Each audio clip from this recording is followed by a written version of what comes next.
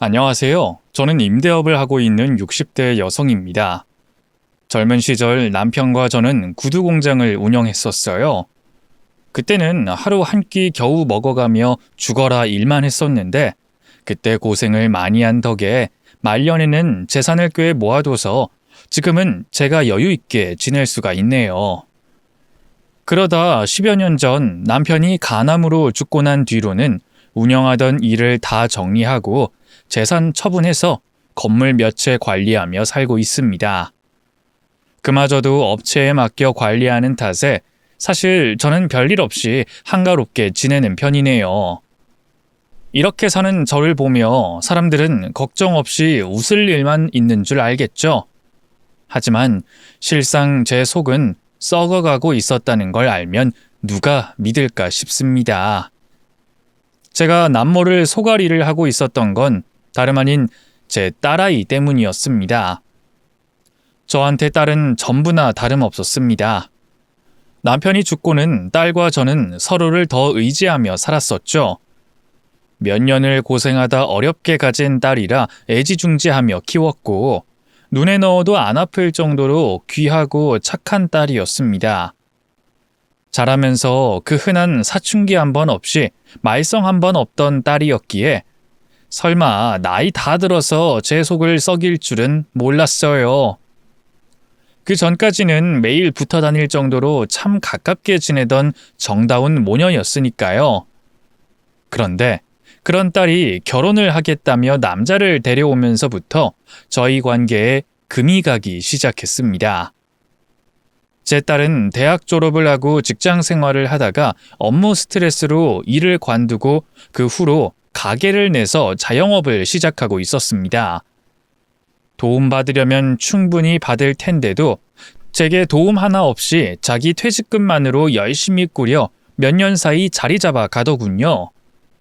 그러다 가게가 커지면서 따라 있는 직원들을 쓰기 시작했고 그중 가게 매니저를 하던 남자 직원과 연애를 하고 있었다는 겁니다.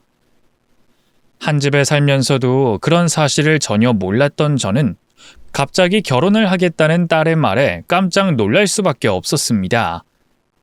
사실 저도 자식 가진 부모다 보니 어쩔 수 없이 자식의 혼사에 기대가 생길 수밖에 없었을 겁니다. 뭐 대단한 사람을 만나라는 건 아니지만 그래도 내 딸이 기댈 수 있고 믿을 수 있는 듬직한 남편을 만나 결혼했으면 싶었어요. 그런데 제 딸보다 2살 연하에 제 딸 가게에서 매니저로 일한다는 사위가 제 눈에 들 리가 있겠나요? 거기다 고졸에 마땅한 경력도 없는 것 같고 이혼 가정에 가정 형편도 안 좋다고 하니 더더욱 걱정이 될 수밖에 없었습니다. 그래서 제가 딸아이 앞에서 난색을 표했더니 제 반응에 속상했던지 딸이 크게 실망을 하더군요. 엄마, 겉모습만 보지 말고 속을 봐줘. 도영이 정말 좋은 사람이야. 나한테 일적으로나 심적으로나 도움도 많이 주고 내가 많이 기대고 있어. 지금이야 네가 좋은 모습만 보니 그렇겠지. 연하인 건 둘째라 치더라도 네 직원 하던 사람이랑 어떻게 결혼을 하려고 그래? 그럼 결혼하고서도 네가 월급 주면서 그렇게 지낼 거야? 거기다가 그 집도 사정 어렵다며. 도움은 못 받더라도 짐은 안 되는 집에 시집을 가야지. 내가 보기엔 둘이 결혼하면 네가 평생 등에 업고 살아야 하는 게 뻔히 보이는데 내가 너를 그런데 시집 보내고 싶겠니? 저는 현실적인 문제들을 걱정했고 딸은 사람이 좋으면 그만 아니냐며 저를 이해하지 못했습니다. 딸보다 제가 살아온 날들이 많으니 제가 걱정이 많고 서로 생각이 다른 건 어쩔 수 없다지만 그동안 제 말이라면 말대꾸 하나 없이 잘 듣던 딸이 갑자기 그렇게 나오는 게 저는 너무 당황스러웠어요. 하지만 결국 자식 이기는 부모 없다고 했었나요?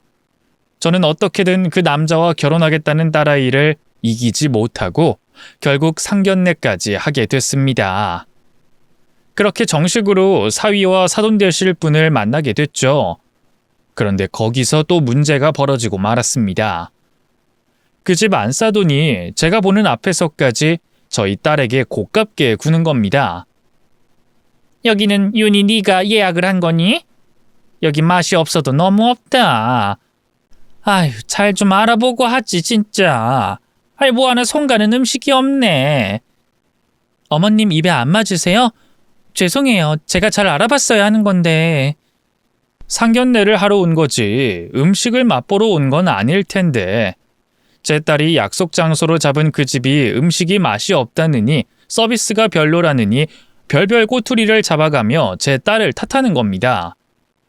제가 없는 자리에서 그래도 기분이 나쁠 판에 제가 앞에 있는데도 그런다는 게 기가 막혔죠.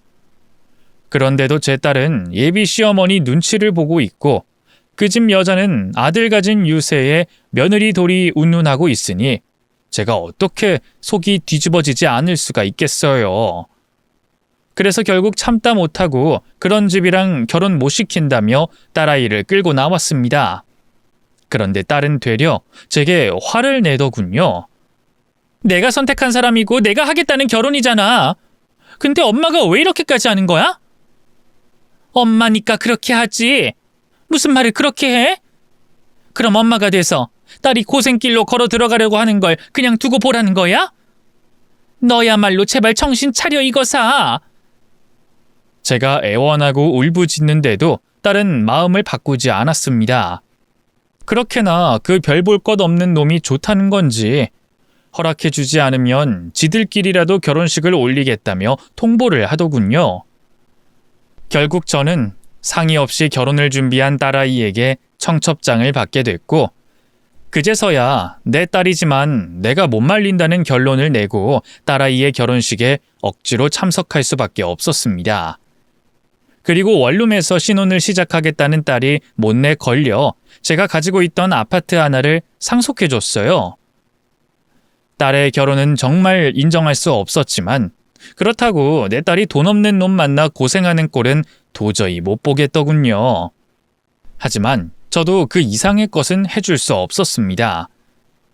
딸은 행복하게 잘 살 테니 지켜봐 달라고 말했지만 저는 도저히 딸을 예전처럼 대할 수가 없었습니다. 말 잘 듣고 착한 딸은 어디 갔는지 결혼하겠다고 부모 가슴에 대못 박은 딸을 용서할 수가 없었거든요. 여전히 딸을 사랑하면서도 그 사랑하는 마음 때문에 저는 그만큼 심한 배신을 느껴야 했습니다. 그래서 저는 딸아이가 결혼한 후로 딸과 벽을 쌓고 지낼 수밖에 없었습니다.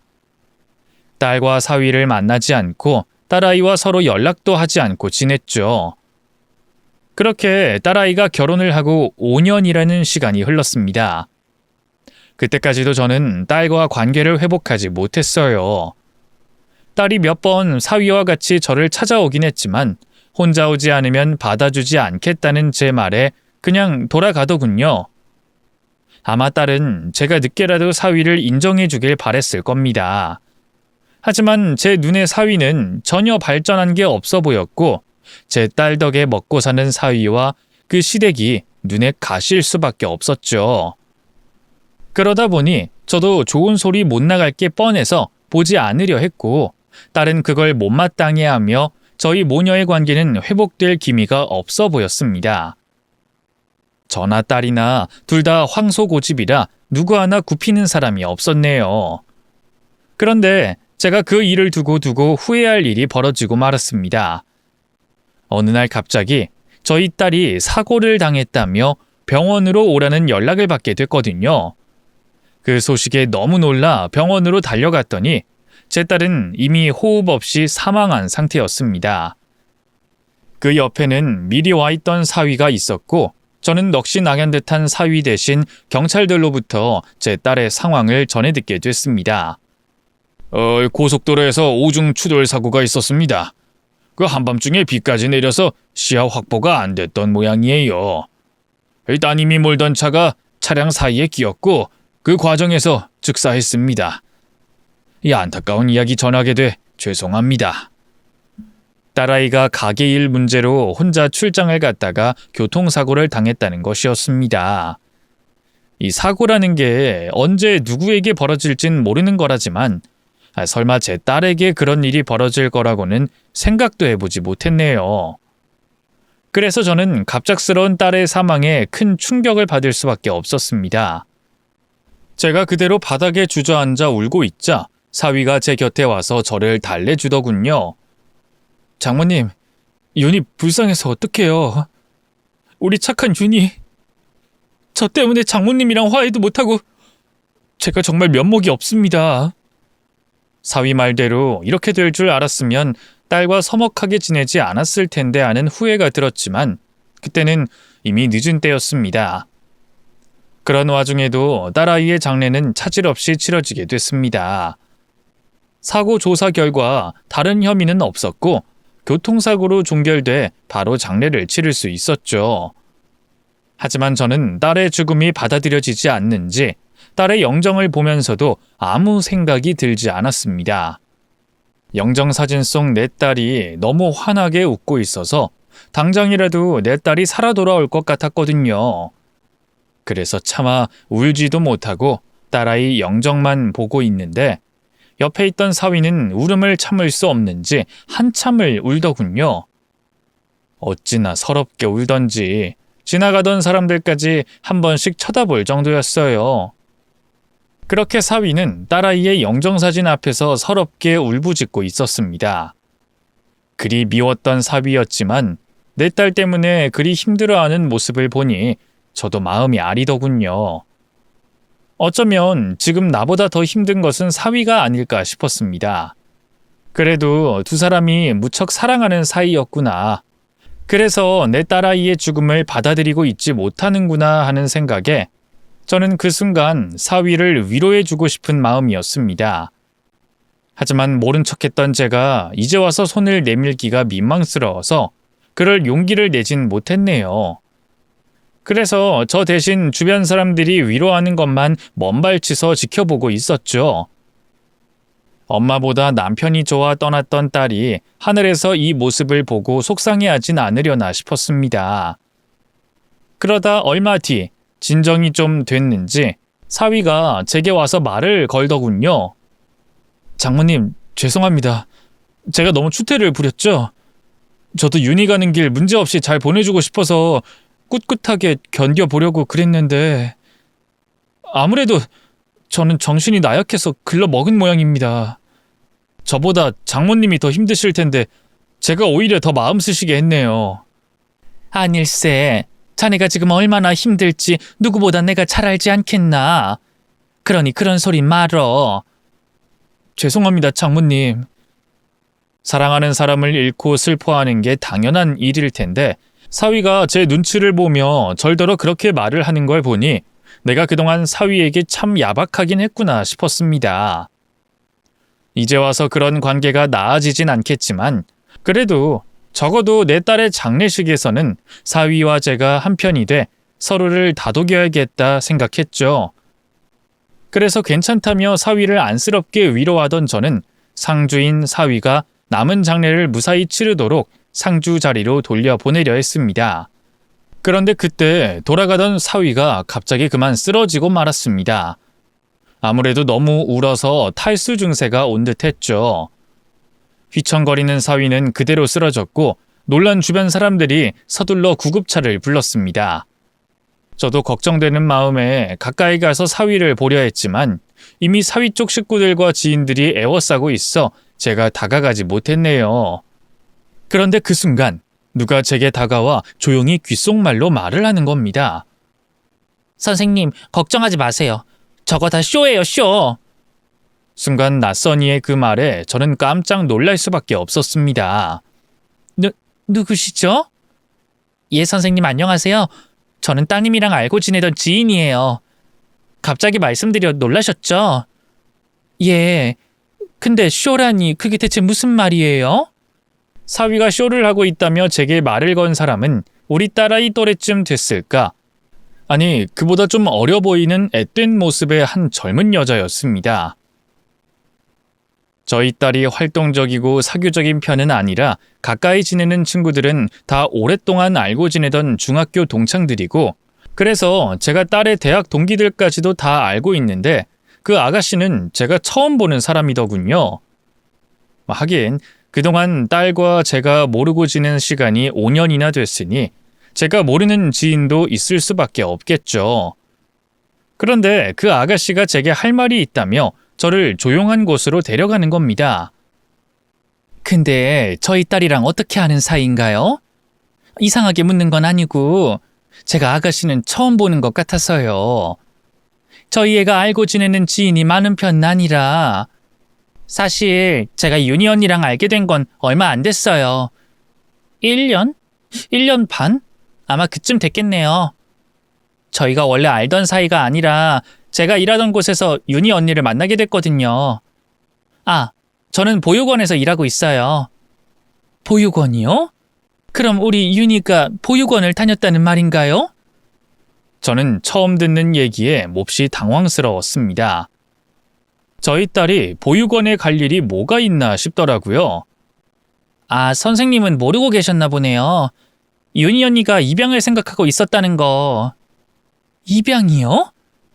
거기다 제 딸이 입양을 고민하고 있었다는 아가씨의 말에 저는 머리를 한 대 맞은 듯 충격을 받았습니다. 제가 딸과 몇 년간 얼굴도 안 보고 지내긴 했지만 그런 중요한 일을 딸아이가 제게 말하지 않을 줄은 몰랐거든요. 그런데 입양이라니 저는 처음 듣는 얘기에 충격을 받을 수밖에 없었습니다. 그럼 혹시 윤희 언니가 불임이라는 것도 모르셨나요? 언니가 몇 년 동안 불임으로 고생하다가 결국 포기하고 입양을 고민하고 있었어요. 그래서 저희 보육원에 아이들 볼 겸 봉사하러 자주 왔었고 그러다 저랑 언니 동생 할 정도로 친해졌어요.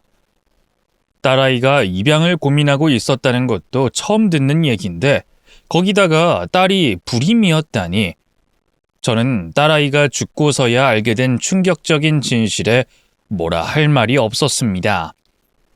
그동안 딸을 안 보고 지냈으니 제가 딸의 비밀을 몰랐다고 서운해야 할 자격이나 있을까 싶더라고요. 그럼 우리 사위도 그 일을 알고 있었나요? 사실 제가 딸아이가 결혼한 뒤로는 가까이 지내지를 않았었어요.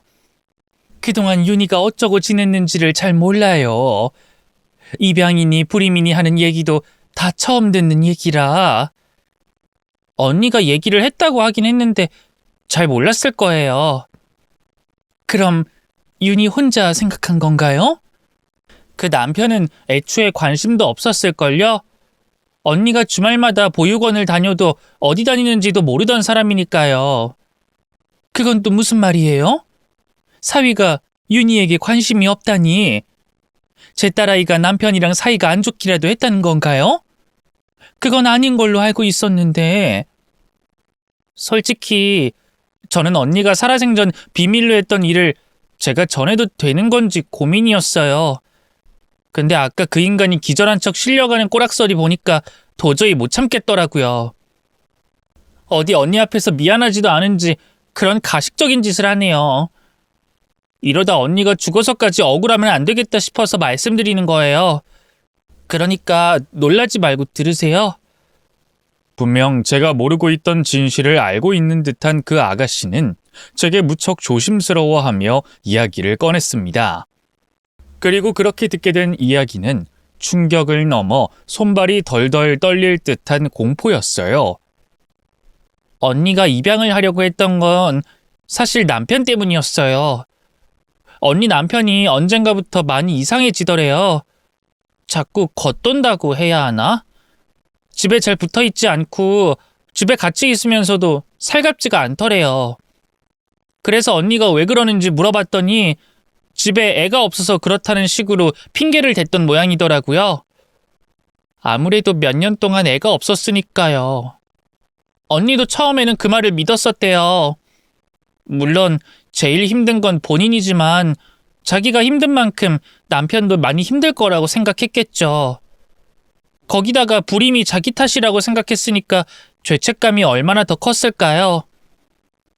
처음에는 아이 같은 건 없어도 괜찮다고 했던 언니 남편이 애 핑계를 들면서 언니랑 멀어지다 보니까 언니가 혼자 입양까지 생각했던 모양이더라고요. 아무래도 집에 애가 있으면 부부 사이가 좋아지지 않을까 했던 것 같아요. 거기다가 시댁에서도 임신 문제로 스트레스를 주고, 그래서 언니가 그때부터 저희 보육원을 찾아와서 봉사하기 시작했어요. 그때 언니가 많이 외로웠던 모양이더라고요. 주변에는 이런 얘기 할 수도 없고, 그러다가 저랑 우연히 친해지면서 언니가 저한테 많이 얘기하고 의지를 했었어요. 아무래도 저는 낯선 사람이고 밖에서 만날 일이 없으니 더 편했던 거겠죠. 그래서 언니 속사정을 알게 되고 많이 가까워지게 됐는데, 어느 날 언니가 남편이 바람핀 걸 알게 됐다고 그러더라고요. 심지어 언니한테는 아이가 없어서 그렇다면서 타박을 해놓고 말이에요. 그 얘기를 듣는데 진짜 제 일도 아닌데 화가 나더라고요. 어떻게 자기 와이프를 두고 대놓고 바람을 필 수가 있어요. 그게 무슨 말이에요? 제 사위가 바람을 피고 있었다고? 김도영 그놈이? 네, 아무래도 충격이시겠죠. 사실 제가 증거를 가지고 있는 게 아니라서 이런 얘기에도 못 믿으실지 모르겠지만, 저는 언니한테 들은 얘기 전해드리는 것뿐이에요. 아마 언닌 증거 가지고 있었겠죠. 상간녀 소송이니 뭐 그런 것도 알아보고 있다고 했었거든요. 근데 언니가 쉽게 이혼 결정을 못했었어요. 왜 그러는지 이유는 자세히 말은 안 했는데, 얘기하는 걸 들어보면 아무래도 무서웠던 것 같더라고요. 반대하는 결혼하고 잘 사는 모습만 보여드리고 싶었는데 남편이 바람펴서 이혼했다면 어머니가 상심하실 거라고요. 처음에는 차분히 그 아가씨의 얘기를 듣고 있던 저는 사위의 외도 이야기가 나왔을 때는 신음을 참지 못했습니다. 저는 전혀 몰랐던 사위의 다른 모습이 너무도 충격이었죠. 반대하는 결혼에서 내 딸 데려가 놓고 몇 년 만에 바람을 피웠다니. 저는 그런 놈과 아까 전 제 딸 영정 앞에서 오열하며 기어이 쓰러지고만 사위가 같은 인물인지 믿어지지 않았습니다. 감히 내 딸을 두고 다른 여자와 만나고 다녔다는 사실을 믿고 싶지 않았네요. 하지만 그 아가씨의 말은 너무나 진실처럼 들렸습니다. 그리고 이어진 말은 더욱 신빙성을 더해줬죠. 심지어는 그놈이 뻔뻔한 건지 간이 배 밖으로 나왔는지 아예 주말 부부처럼 그 상간녀랑 살림을 차렸다는 거예요. 핑계로는 남편이 혼자 시댁에 다녀온다고 그랬다더라고요. 그래서 언니가 같이 가자 그랬는데 아무래도 아이 문제로 시댁이랑 사이가 안 좋았으니까 언니가 가면 시부모님이 싫어하신다고 자기만 다녀온다 그랬다더라고요. 그래서 주말마다 외박까지 하면서 매일 집을 비웠었는데, 처음에는 그 말을 믿었던 언니도 점점 이상하다 생각했겠죠. 그래서 남편 뒤로 쫓아다니다가 남편한테 상간녀가 있다는 것도 알게 되고 그 여자랑 주말 부부처럼 지내는 것도 알게 된 거죠. 제 딸이 사위와 관계 회복을 위해 입양을 고민했던 게 벌써 2년 전이라니.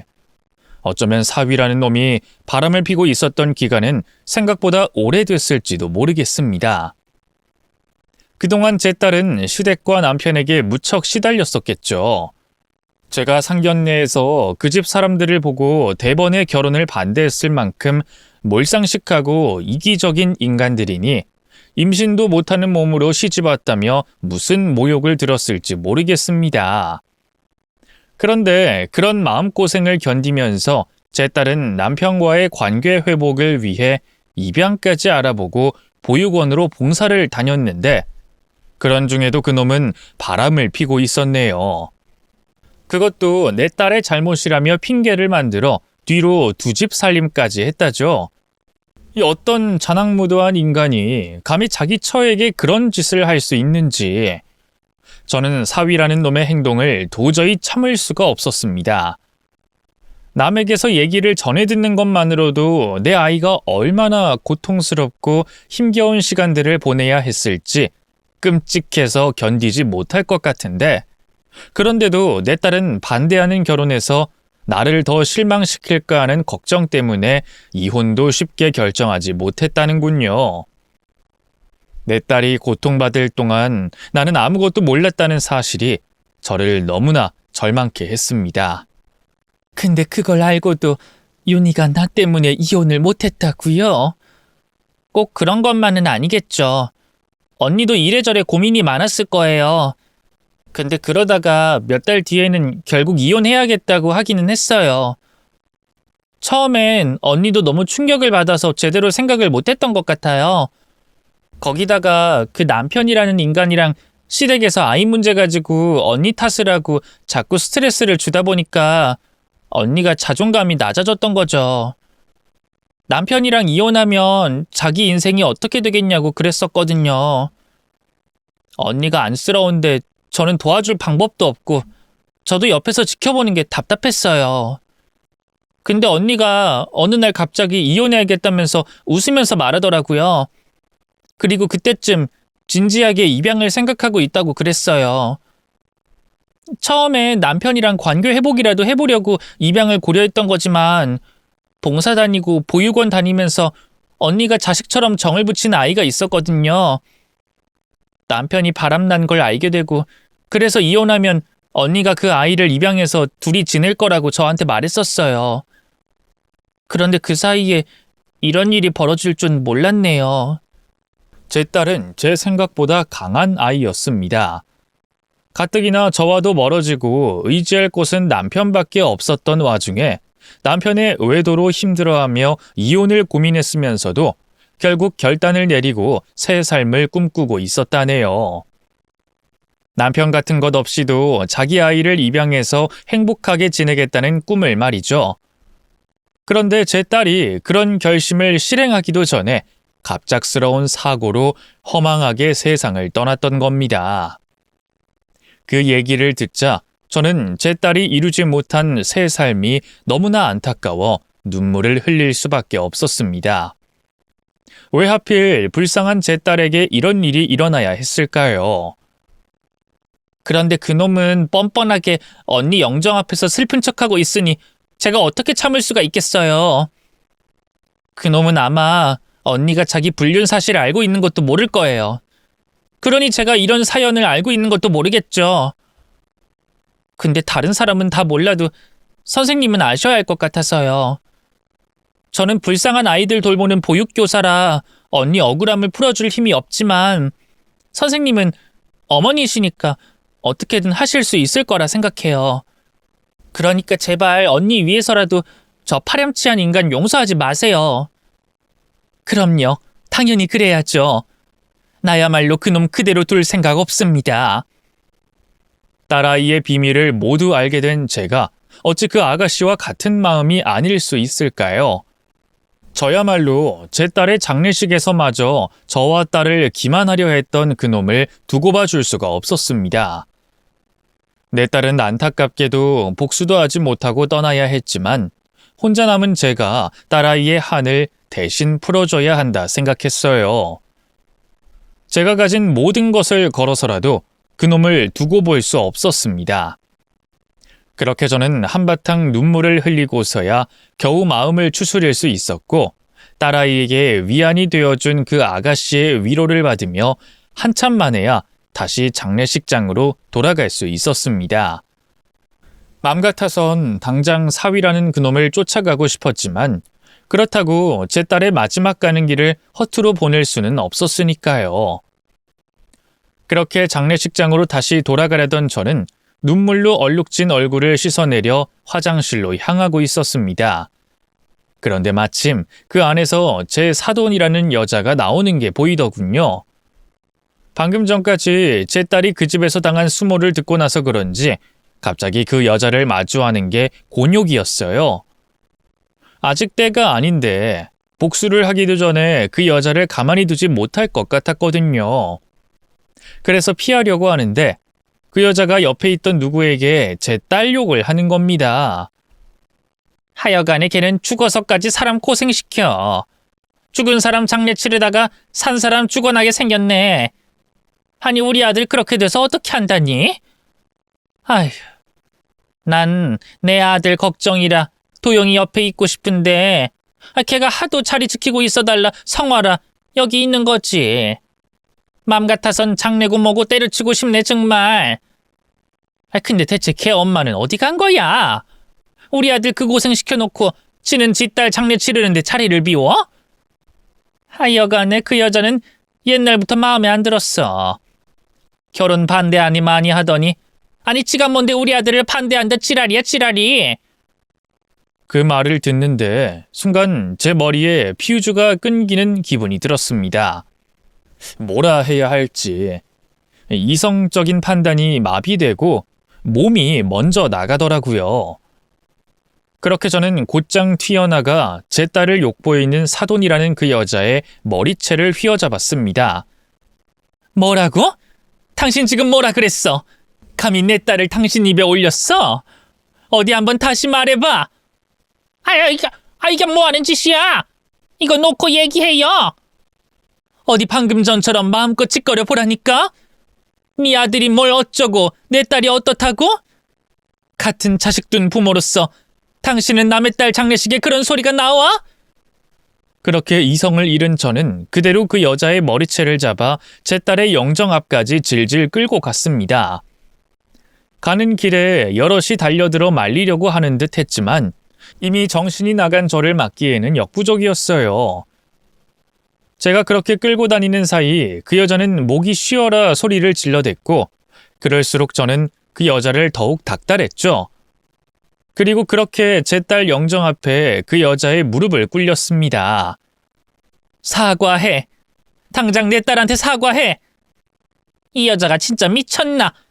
당신 이거 뭐하는 짓이야? 이거 폭력이고 협박이야. 우리 아들이 당신 가만히 둘 줄 알아? 그건 내가 할 소리야. 내가 네 아들 새끼 용서할 줄 알아? 우리 아들이 뭘 어쨌다고? 우리 아들이 네 딸 때문에 쓰러져서 실려간 게 불쌍하지도 않아? 아, 그 쇼하던 거? 나도 하마터면 깜빡 속을 뻔했지 뭐야. 연기를 너무 잘해서 나도 눈물이 날 뻔했는데 말이야. 잘난 것 없는 아들 새끼 배우시키지 그랬어? 뭐라고? 아니 사람을 모함해도 유분수지. 지금 뭐라고 하는 거야 당신? 네 아들 새끼 바람 피고 다닌 거, 딴 년이랑 두 집 살림하던 거 내가 다 알아버렸거든. 듣자 하니 니들은 다 알고 있었을 거라는데 너 정말 네 아들이 그러고 다닌 줄 몰랐어? 제가 묻는 소리에 순간 그 여자 얼굴이 굳는 게 보였습니다. 혹시나 했지만 정말로 사돈이라는 그 여자는 알고 있었던 모양이더군요. 자기 아들이 제 딸을 두고 바람피고 다녔다는 걸 말이죠. 어디 그뿐이야? 니년이 우리 딸 얼마나 들들 볶고 괴롭혀댔는지, 니들 모자가 우리 딸을 얼마나 힘들게 했는지. 그랬는데도 죽은 내 딸 앞에 그런 소리를 짓거려? 네가 인간이냐? 이런 쓰레기 같은 년아? 그러게 그렇게 귀한 딸년이면 끼고 살지 그랬어. 그동안 딸이랑 남보다 못하게 지냈던 주제 이제 와서 지 딸이라고 불쌍하긴 한가 보지? 뭐라고? 그게 누구 때문인데? 누구 때문에 내가 내 딸이랑 담을 쌓고 지냈는데? 네 아들 새끼가 무슨 가면을 뒤집어 쓰고서 우리 딸을 끼워냈던 건진 모르겠지만 이젠 다 끝났어. 내가 네 아들 본색을 알아차린 순간부터 당신들은 끝이야. 그러니 조금이나마 선처 구하고 싶으면 당장 내 딸한테 사과해 얼른. 못해. 안 해. 내가 뭘 잘못했다고 난리야. 그리고 우리 아들이 바람났으면 그만한 이유가 있는 거지. 지 남편 지가 간수 못한 게 내 탓이야? 계집애가 고깝게 굴고 애도 못 낳는데 어떤 남편이 그런 여자 이쁘다고 끼고 살겠어? 제 딸을 모함하는 걸로 모자라 자기 아들의 잘못까지 제 딸의 허물이라 말하는 그 여자의 말에 저는 마지막 남아있던 인내마저 사라지고 말았습니다. 그래도 제 딸 대신 사과라도 한마디 듣고 싶었던 건데 그게 뭐 어려운지 그 여자는 기어이 그런 선택을 하네요. 내가 당신들 가만히 안 둘 거야. 내가 가진 거 다 버려서라도 나 니들 용서하네. 내 딸 가슴에 피멍들게 하고 내 눈에 피눈물 내게 한 니들 내가 똑같이 되갚아줄 거야. 일말의 죄책감 없이 짓밟아 줄 테니까 어디 한번 기대해봐. 그리고 저는 그 자리에서 그 여자를 두들겨 패기 시작했습니다. 자식 키우면서도 매 한 번 들지 않았던 터라 남을 때려본 일이라고는 없었는데 제가 살다 환갑 넘어 그런 짓을 벌일 줄은 몰랐네요. 그런데도 몸이 저절로 먼저 나가는 걸 보면 본능이라는 게 있는 모양입니다. 자식 뺏긴 암컷이 얼마나 포악하고 두려웠는지 그 여자는 그제서야 깨달았을 겁니다. 그렇게 순식간에 장례식장은 아수라장이 됐고 저를 뜯어말리려 장정 4대시 들러붙어서야 상황이 일단락됐습니다. 사실 저도 내 딸 마지막 가는 길에 그렇게 하고 싶은 생각은 없었지만 그때는 저도 어쩔 도리가 없었네요. 그런데 그 다늙은 여자 몇 대 좀 때려줬다고 해서 마음이 편해지진 않더라고요. 그 여자가 몸과 얼굴에 피멍이 든다고 해봤자 제 가슴에 맺힌 멍보다는 못할 테니 말입니다. 그래도 그 꼴배기 싫은 여자를 딸아이 장례식장에서 쫓아낼 수 있어서 후련하더군요. 그 여자가 자기 아들 따라 병원으로 실려갔거든요. 그렇게 그 모자를 해치우며 한바탕 소란 이후로 잠잠해진 장례식장을 홀로 지키게 된 저는 딸아이의 영정 앞에서 울분을 터뜨릴 수밖에 없었습니다.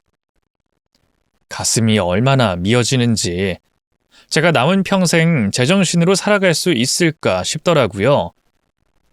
그렇게 저는 겨우 버티며 장례 마지막까지 홀로 딸아이의 곁을 지켰고 그 사이 사위에게서는 아무런 연락도 소식도 없었습니다. 제가 자기 엄마 글이 만든 걸 보고 당장이라도 뛰어와서 깽판이라도 놓지 않을까 했는데 그래도 지가 무슨 잘못을 했는진 아는지 찾아오진 않더군요. 그래서 이제 제가 찾아갈 때가 됐다 생각했습니다. 하지만 그 전에 해결해야 할 일들이 아주 많았죠. 우선 제 딸이 죽고 그 사위놈에게 갈 딸아이의 재산에 대한 권리를 되찾아와야 했습니다. 차라리 길에 버리면 버렸지 그놈이 제 딸 덕에 호의호식하는 꼴은 볼 수가 없었거든요. 솔직히 어려운 문제긴 했습니다. 기본적으로 사람이 죽으면 그 배우자에게 1.5배의 상속분이 돌아가다 보니 이렇게 되면 저보다 사위놈이 제 딸의 재산을 더 가져갈 수밖에 없는 거죠. 하지만 다행히도 방법이 아주 없진 않았습니다. 지금 딸 명의로 되어 있는 그 아파트가 제가 예전에 상속해준 것이기 때문에 상속 취소를 하는 방향으로 방법을 찾을 수도 있을 거라 하더라고요. 그래서 저는 무슨 일이 있어도 사위에게 한 푼도 못 준다며 법적인 방법을 알아보고 다녔습니다.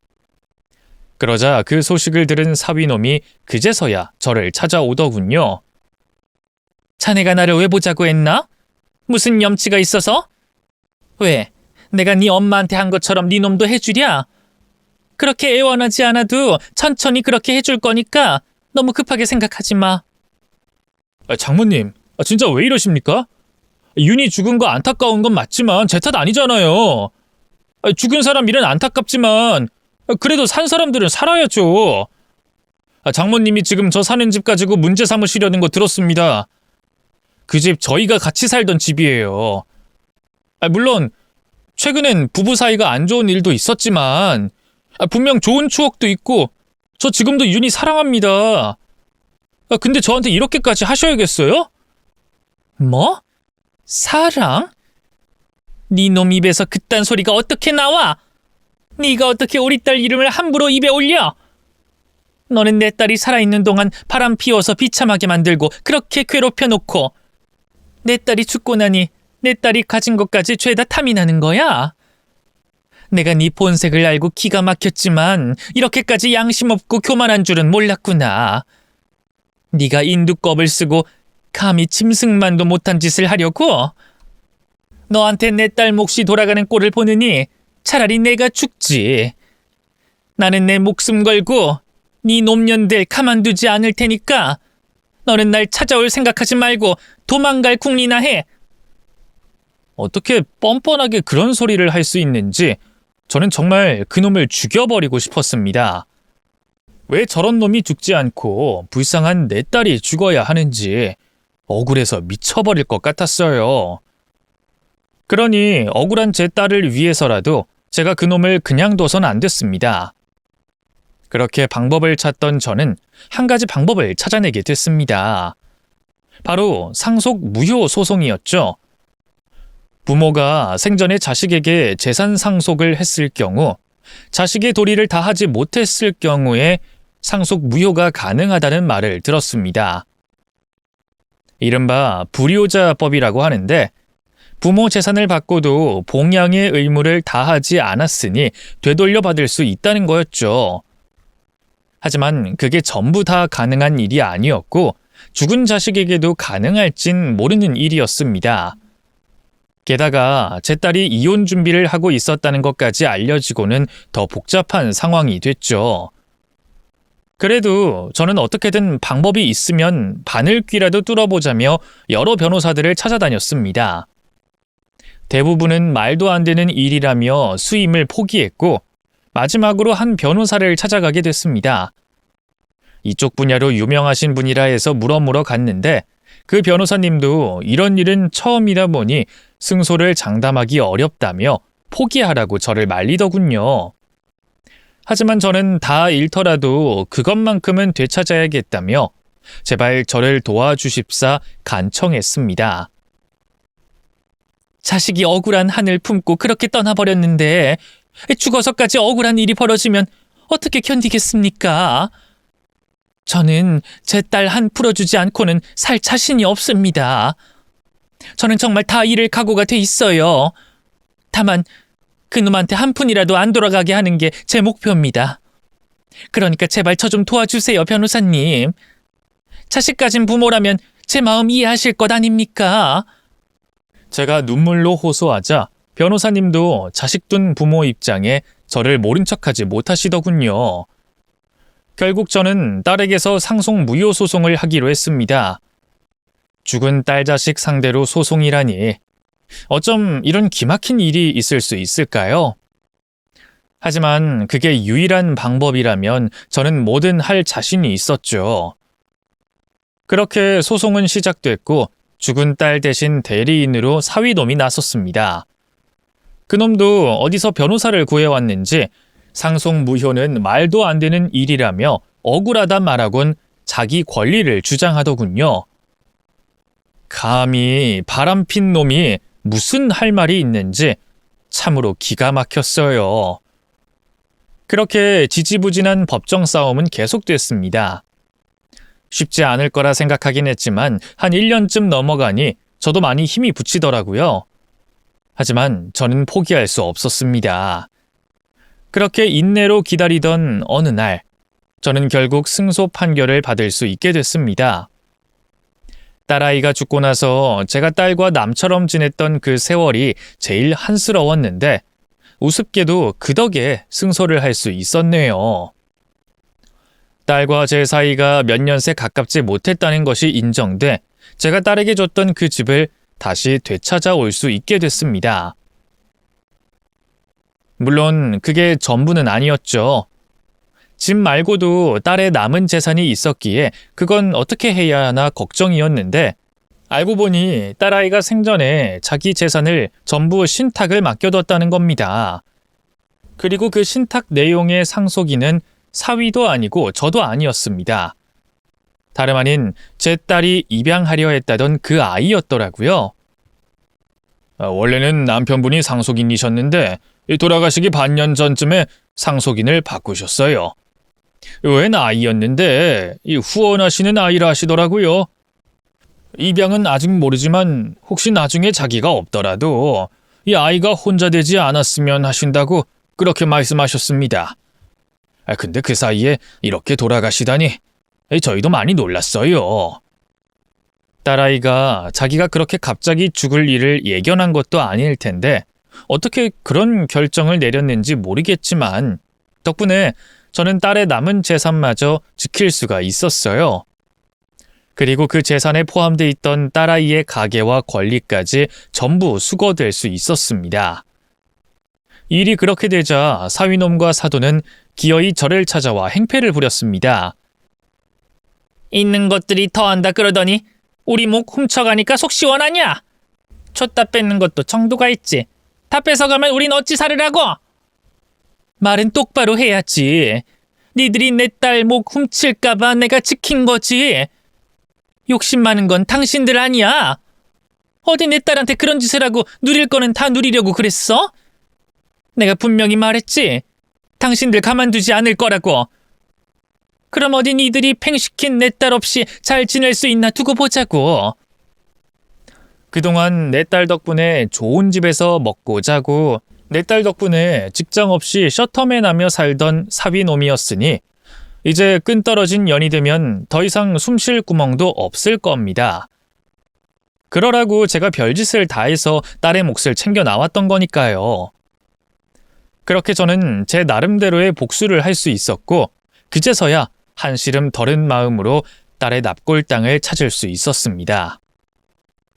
딸이 죽고 지난 1년 동안 매번 딸아이를 찾아가고 싶었지만 일이 다 끝나면 가겠다는 마음으로 여태 버텨왔던 저였어요. 그리고 복수를 끝내고서야 드디어 제 딸을 당당히 마주할 수 있었습니다. 윤희야, 엄마가 이제 와서 미안해.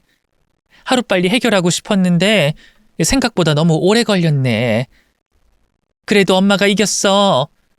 그놈이 네 돈 못 가져가게 잘했어.